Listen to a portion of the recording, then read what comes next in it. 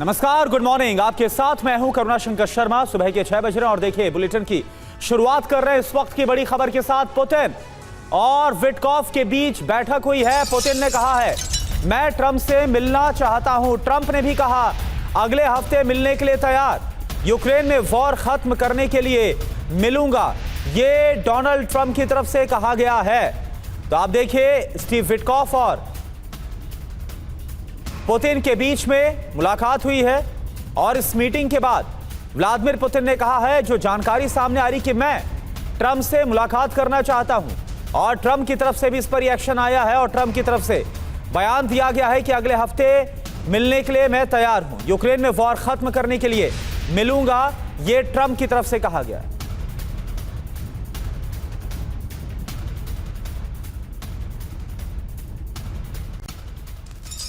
और देखिए इस खबर को लेकर एक और जानकारी आ रही है। पुतिन के साथ बैठक पर बोले हैं ट्रंप, पुतिन से हमारी अच्छी बातचीत हुई है। ये ट्रंप की तरफ से कहा गया, हमारी मुलाकात बहुत जल्द होने वाली है। डोनाल्ड ट्रंप की तरफ से ये बयान है पुतिन के साथ मुलाकात को लेकर।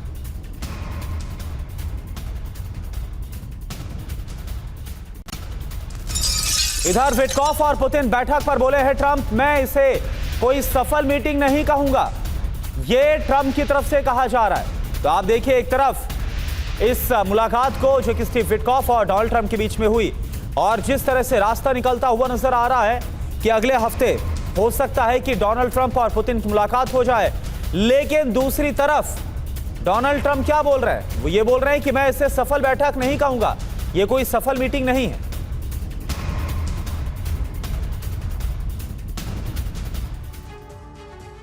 अब सवाल यह है कि यूक्रेन युद्ध में आगे क्या होगा, युद्ध विराम या फिर महासंग्राम? क्योंकि रूस ने सीजफायर से साफ इंकार कर दिया है। क्रेमलिन ने कहा है कि जिसमें देशित होगा वही किया जाएगा। अमेरिका के राष्ट्रपति ने कल व्हाइट हाउस की छत से चिल्लाकर कहा न्यूक्लियर मिसाइल। ट्रंप की दी गई समय सीमा में करीब 24 घंटे बाकी है।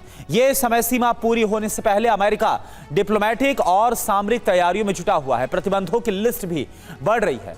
रूस ने भी महासंग्राम के लिए बंदोबस्त कर दिए हैं। आप देखिए अमेरिका से यूरोप और एशिया तक कैसे युद्ध के बादल मंडरा रहे हैं। आप देखिए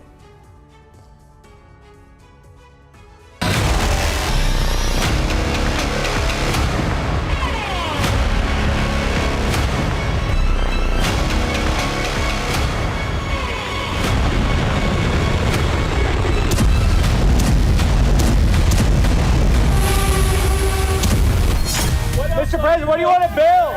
What are you trying to build? Sir, can you approve? You saying more missiles?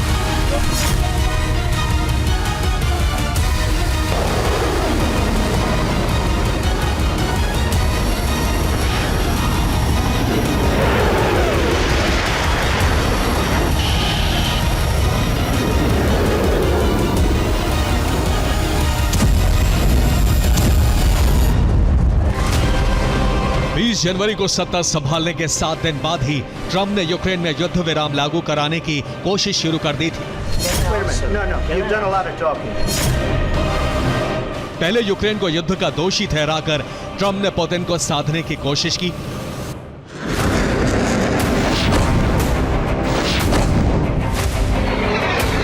लेकिन दुनिया के बड़े स्टेट्समैन पुतिन ने ट्रंप का कूटनीतिक इस्तेमाल किया और यूक्रेन जंग जारी रखी। इस्तांबुल में वार्ता हुई लेकिन बेनतीजा। इसके बाद मिस्टर पीस मेकर की छवि बना चुके ट्रंप ने समय सीमा तय कर दी जो 7 अगस्त की आधी रात खत्म हो रही है।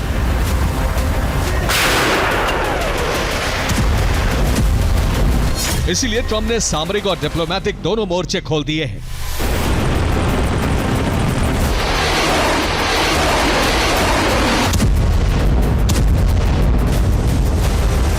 5 अगस्त को डोनाल्ड ट्रंप व्हाइट हाउस की छत पर पहुंच गए। यह अपने आप में असामान्य घटना है। इसके 24 घंटे के अंदर अंदर ट्रंप के दूत स्टीव विटकॉफ मॉस्को पहुंच गए। ट्रंप ने व्हाइट हाउस की छत से परमाणु चेतावनी दी और मॉस्को में उनके दूत पुतिन को मनाने पहुंचे। छत पर चहलकदमी करते डोनाल्ड ट्रंप से सवाल पूछा गया तो सुनिए उन्होंने क्या कहा। Mr. President, what do you want to build? What are you trying to build? Sir, can you approve? You saying more missiles? Are you building missiles? Nuclear मिसाइलों की चेतावनी देने के बाद उन्होंने मिसाइल लॉन्च का इशारा भी किया। ट्रंप के इस इशारे को महाविनाश की आशंका के तौर पर देखा जा रहा है।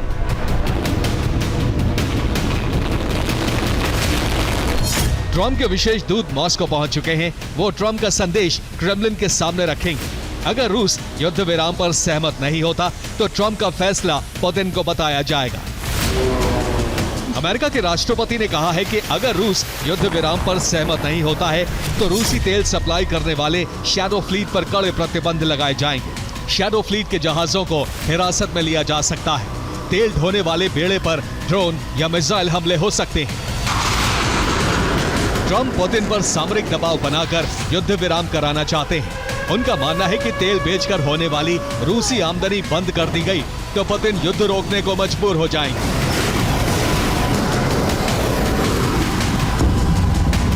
लेकिन रूसी शैडो फ्लीट पर अमेरिकी गठबंधन के किसी भी देश ने हमले किए तो युद्ध छिड़ सकता है। इसीलिए ट्रंप ने अपनी न्यूक्लियर फोर्सेस को युद्ध के लिए तैयार कर दिया है।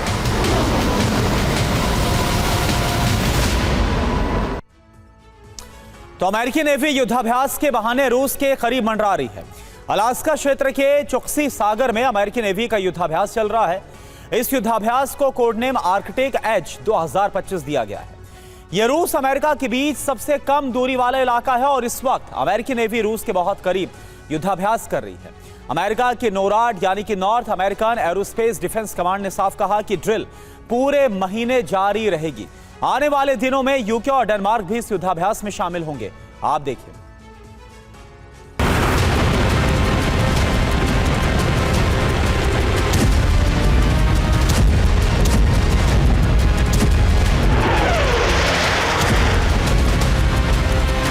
ट्रंप डिप्लोमेसी और मिलिट्री का एक साथ इस्तेमाल करके पुतिन पर दबाव बनाने की कोशिश कर रहे हैं, लेकिन यह भी तय है कि वो रूस के साथ सीधी जंग नहीं चाहते हैं।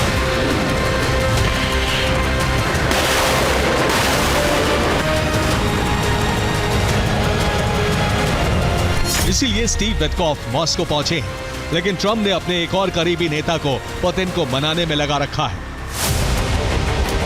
ये है इजराइल के प्रधानमंत्री बेंजामिन नेतन्याहू। बीते 7 दिन में नेतन्याहू ने पुतिन को 2 बार फोन किया है। दोनों नेताओं की करीब 40 मिनट चर्चा हुई है। नेतन्याहू ने कहा है कि वो रूस अमेरिकी संबंधों में तनाव घटाने की कोशिश कर रहे हैं। इसके साथ ही युद्ध विराम पर भी सकारात्मक चर्चा हुई है। लेकिन दुनिया भर की समाचार एजेंसियां कह रही हैं कि पुतिन के रुख से साफ है कि युद्ध विराम नहीं होने वाला।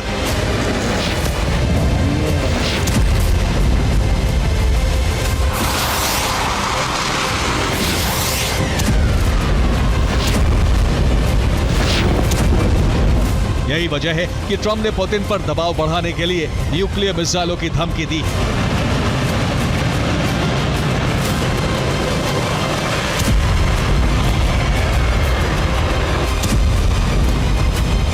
ये धमकी उस वक्त दी गई जब रूस INF यानी इंटरमीडिएट रेंज न्यूक्लियर फोर्सेस संधि से बाहर हो चुका है।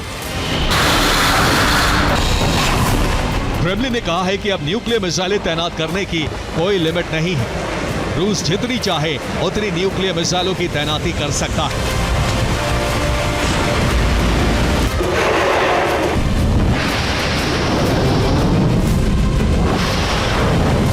ये संधि 1987 में रूस यूएस के बीच हुई थी। ये 500 से 5,500 किलोमीटर रेंज वाली मिसाइलों की तैनाती की सीमा निर्धारित करती है। अब रूस इस संधि से हट चुका है। इसके साथ ही अमेरिका के खिलाफ जंग का मोर्चा भी तैयार कर लिया गया है।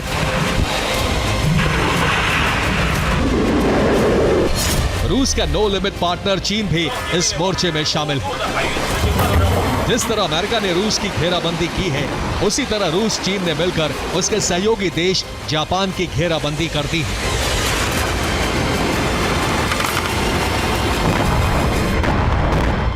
चीन और रूस की सेनाएं मिलकर जापान के करीब ईस्ट सी में शक्ति प्रदर्शन कर रही है। दोनों का साझा युद्धाभ्यास जारी है। दोनों देशों के युद्धपोत और सबमरीन जापान के करीब ड्रिल कर रहे हैं और इस ड्रिल में एंटी सबमरीन ऑपरेशन चलाए जा रहे हैं, जबकि दुश्मन खेमे में फंसी अपनी सबमरीन को रेस्क्यू करने का ऑपरेशन भी किया जा रहा है। ये युद्धाभ्यास 11 दिन से जारी है और आगे भी ये जारी रहने वाला है। आप देखिए,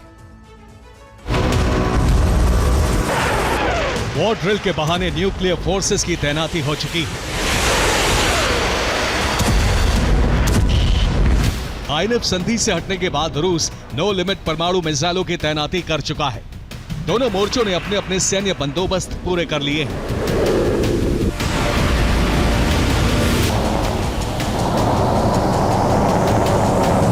अगर बातचीत से बात नहीं बनी, अगर रूसी तेल निर्यात करने वाली शैडो फ्लीट पर हमले हुए या रूस के हितों को चोट पहुंची तो महासंग्राम कभी भी छिड़ सकता है। Bureau report, TV9 Bharatvarsh. और देखिए, एक अहम खबर आपको बताएं। एक तरफ डोनाल्ड ट्रंप के विशेष दूत स्टीव विटकॉफ से बातचीत हो रही थी पुतिन की, और दूसरी तरफ यूक्रेन पर लगातार हमले होते रहे। खार्किव पर रूसी सेना के बड़े हमले हुए, गैस सप्लाई स्टेशन तबाह हो गया, ड्रोन हमले से लग गई भीषण आग, बड़े इलाके में गैस सप्लाई प्रभावित हुई।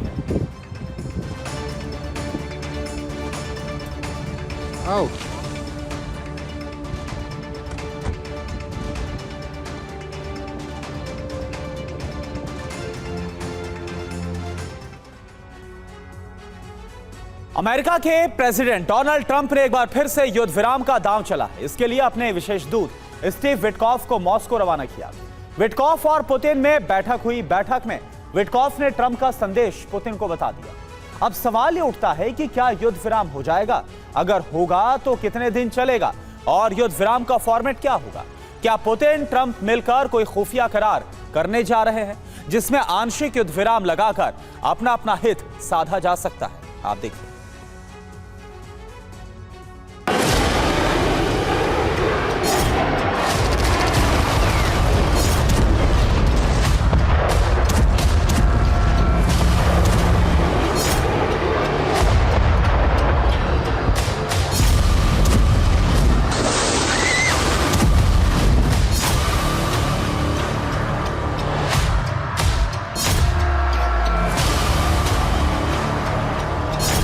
यूरोप में हर हफ्ते हर दिन समीकरण बदल रहे हैं, लेकिन ना तो यूक्रेन पर हमले रुक रहे हैं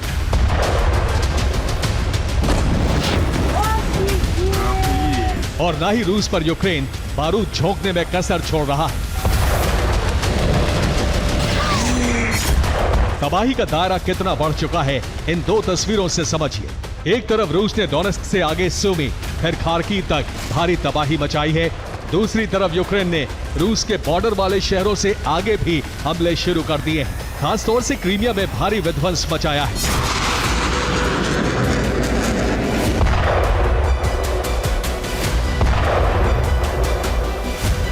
दोनों तरफ से ताबड़तोड़ हमले हो रहे हैं। ये तब है जब ट्रंप खुद को शांति का मसीहा बताने पर तुले, लेकिन अभी तक यूक्रेन रूस के बीच युद्ध विराम नहीं करा पाए।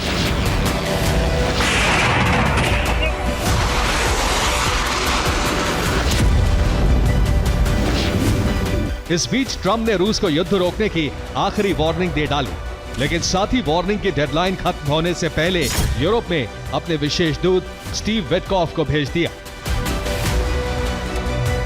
क्रेमलिन पहुंचते ही रूस के प्रेसिडेंट पुतिन ने विटकॉफ को बड़ी गर्मजोशी से रिसीव किया।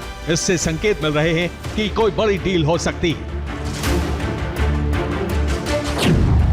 पश्चिमी मीडिया की रिपोर्ट के मुताबिक रूस हवाई हमले रोकने का प्रपोजल रखने वाला है, यानी रूस यूक्रेन में हवाई सीज फायर की संभावना है, जबकि अमेरिका इस प्रपोजल को मान सकता है। इससे ट्रंप की साख भी बचेगी और यूरोप में प्रभाव बढ़ जाएगा।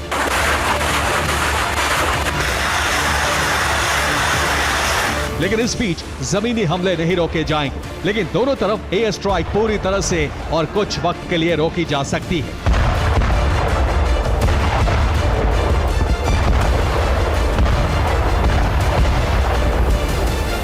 यानी विध्वंस की तीव्रता कुछ कम हो सकती है।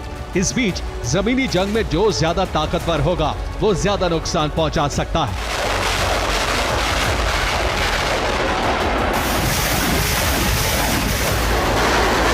अब समझिए इस हवाई सीज फायर पर सहमति के आसार क्यों हैं? क्योंकि इसमें रूस और अमेरिका दोनों को ही फायदा नजर आ रहा है।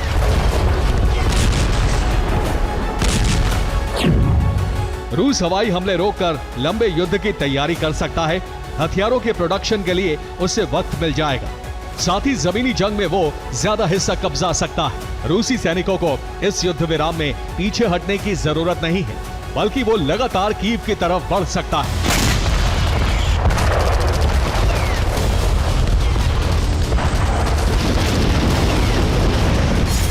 दूसरी तरफ अमेरिका के लिए भी हवाई युद्ध विराम में कोई नुकसान नहीं, बल्कि ट्रंप के लिए संपूर्ण युद्ध विराम से ज्यादा फायदा हवाई सीज फायर है। ये युद्ध विराम एक ट्रायल की तरह होगा। अगर कामयाब हुआ तो संपूर्ण सीज फायर के लिए ट्रंप रूस पर दबाव बना सकते हैं।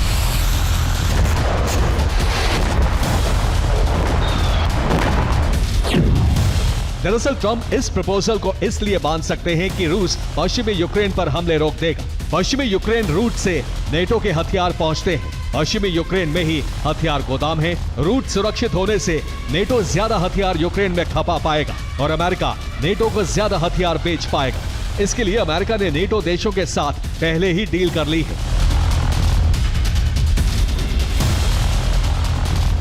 कुल मिलाकर ट्रंप ने अपना कारोबारी दिमाग लगाया है, जिससे अब हथियार बेचकर अच्छा खासा मुनाफा हो सकता है। यही वजह है कि आंशिक युद्ध विराम होने के पूरे आसार हैं और विटकॉफ को इसकी जिम्मेदारी देकर ट्रंप ने पुतिन से मिलने भेजा है।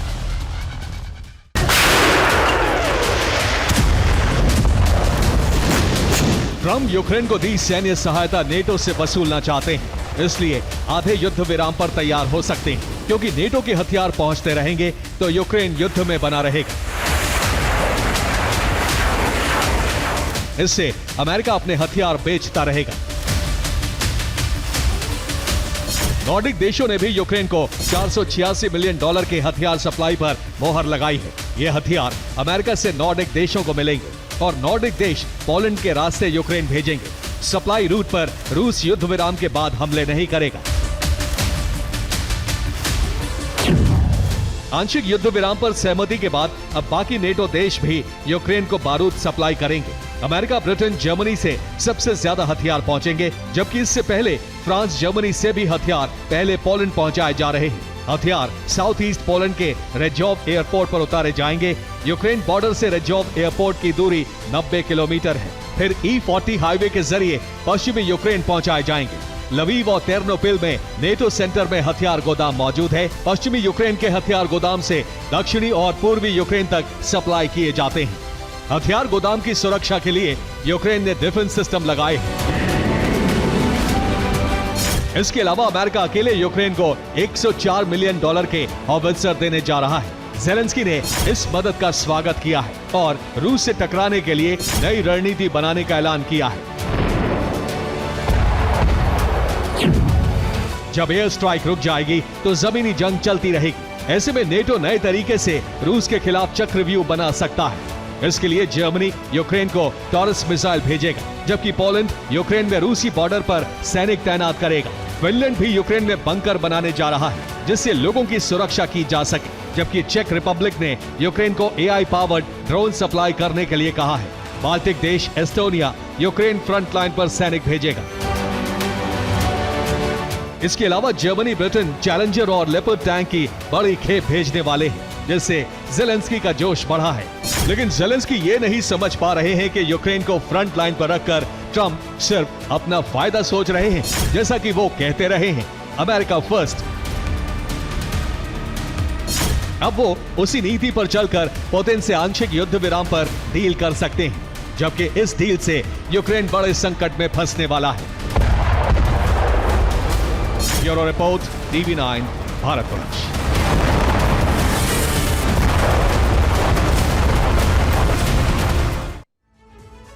इधर ट्रंप के दूत विटकॉफ के मॉस्को पहुंचने से पहले ही यूक्रेन ने रूस के कई शहरों में एक साथ बड़ा हमला कर दिया। रूस में यूक्रेन के इस हमले से ट्रंप के शांति प्रयासों को बड़ा झटका लगा है। यूक्रेन के नए हमलों से पुतिन इतना भड़क गए कि रूसी सेना को पूरी ताकत के साथ हमला करने का आदेश दे दिया। पुतिन ट्रंप की धमकी से भी नाराज हैं और यही वजह है कि अब वो विनाश के क्षेत्रफल को बढ़ाने जा रहे हैं। आप देखिए।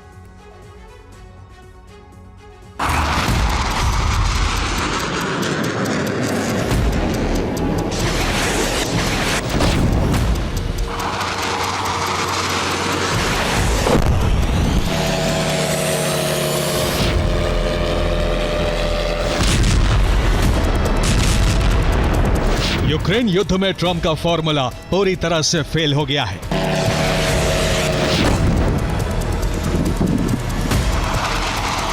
रूस और यूक्रेन एक बार फिर से भीषण जंग में उलझ गए हैं।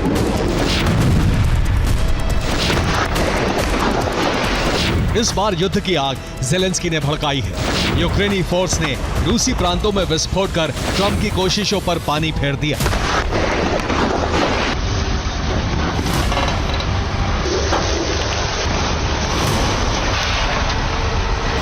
रूस में यूक्रेन के जबरदस्त हमले तब शुरू हुए जब पुतिन ने साफ कर दिया कि रूस के हमले तभी रुकेंगे, युद्ध विराम तभी होगा जब या तो रूस की शर्तें मानी जाएंगी या फिर यूक्रेनी फोर्स सरेंडर करेगी।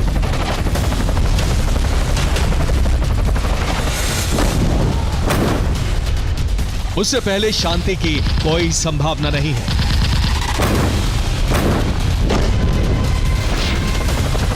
सीज़फायर की संभावना खत्म हुई तो ज़ेलेंस्की की सेना ने रूस के 3 प्रांतों पर कब्जे का अभियान तेज कर दिया।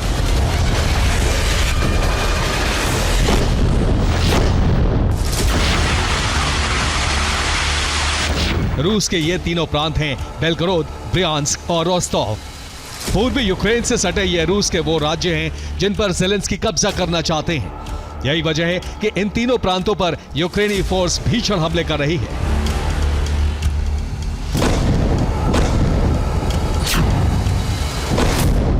यूक्रेनी फोर्स रूस के 3 राज्यों पर कब्जा क्यों करना चाहती है, इसके पीछे ज़ेलेंस्की का प्लान क्या है, ये हम आपको बताएंगे।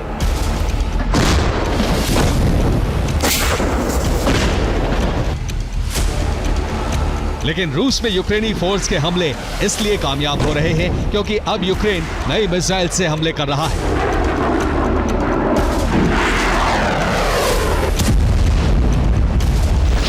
इस मिसाइल का नाम है बार्स। इसकी रेंज 800 किलोमीटर बताई जा रही है। ये 100 किलो का बारूद ले जाकर तबाही मचाती है।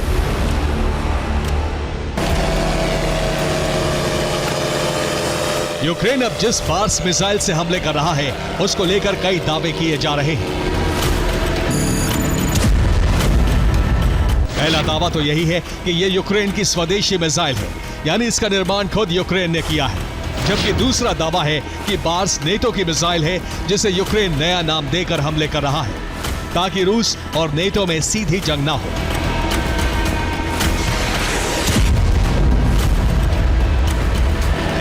यूक्रेन की बार्स मिसाइल का अंतिम सच अभी दुनिया के सामने नहीं आया है, लेकिन यूक्रेनी फोर्स ने रूस में जिस तरह का सैन्य अभियान शुरू किया है उससे ज़ेलेंस्की के मकसद का पता चल गया है।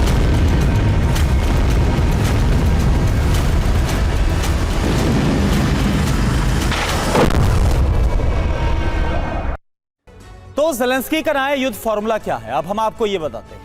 यूक्रेनी फोर्स ने रोस्टोव, ब्रियांस्क और बेलगोरोद में हमला तेज किया। पूर्वी यूक्रेन में जंग लड़ रही रूसी सेना को इन्हीं प्रांतों से हथियार और रसद की सप्लाई होती है। यूक्रेन रूसी सेना की सप्लाई लाइन को काटने की कोशिश कर रहा है और सिर्फ इतना ही नहीं, यूक्रेन रूस के इन तीनों प्रांतों पर कब्जे की कोशिश भी कर रहा है।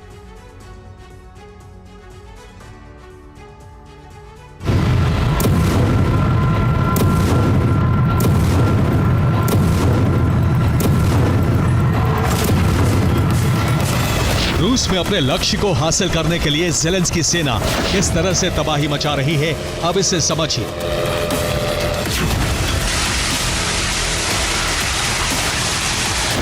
रोस्टोव में यूक्रेनी फोर्स ने जबरदस्त हमला किया। विस्फोट में रेलवे स्टेशन की बिल्डिंग तबाह हो गई। रोस्टोव में ही यूक्रेन ने रूस के सैन्य ठिकाने को बर्बाद कर दिया। ब्रियांस्क में रूस के डिफेंस सिस्टम स्टेशन में आग लग गई। बेलगोरोद में यूक्रेन के हमले से रूसी सेना की रेजिमेंट खत्म हो गई। यूक्रेनी फोर्स ने खेरसोन में रूसी सेना के ठिकानों को मलबा बना दिया।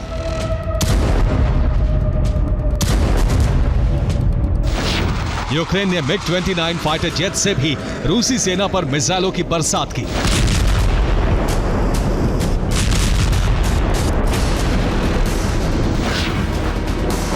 यूक्रेनी फोर्स सबसे भीषण हमले रोस्टोव में कर रही है। यूक्रेन रोस्तोव में रेलवे, सड़क और पुलों को टारगेट कर रहा है ताकि पूर्वी यूक्रेन में जंग लड़ रही रूसी सेना की सप्लाई लाइन काटी जा सके, ताकि रूसी सेना को हथियार और रसद न मिल सके।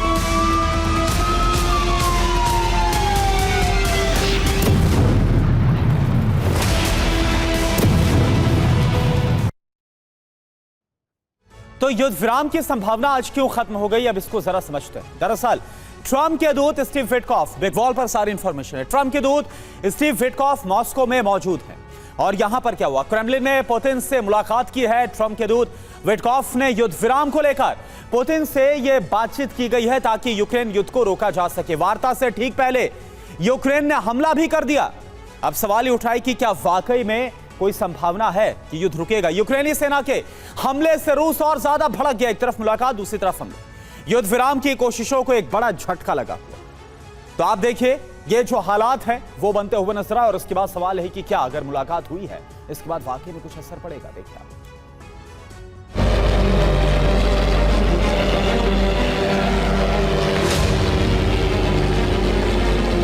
यूक्रेन ने बड़ी प्लानिंग के तहत रूस में जबरदस्त हमले शुरू किए तो पुतिन और उनकी सेना भड़क गई।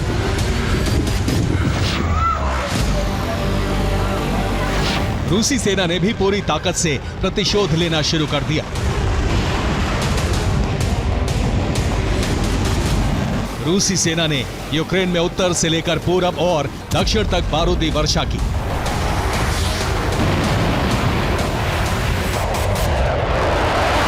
खार्किव में रूस ने बैलिस्टिक मिसाइलों से कम 10 विस्फोट किए। रूस के हमले में कई इमारतें बर्बाद हो गईं, कई जगहों पर आग लग गई।